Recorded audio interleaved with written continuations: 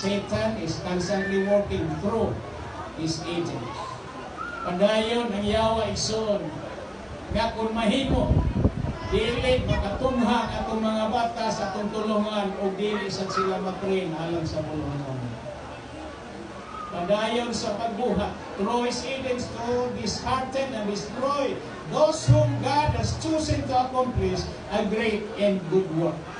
Kinsay human sa buhat atong mga kabataan unsaon nila paghuman wa man sila na-train.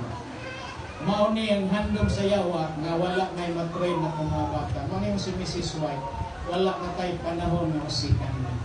Mubalik na ang Diyos sa dili madugay. Hinungdan nga ato mga bata sumala sa Salmo 127:3.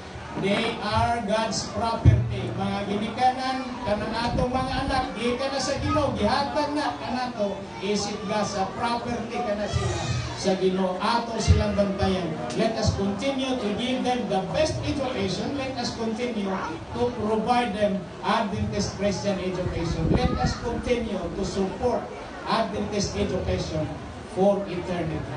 Ang Diyos magpanalangin kanato.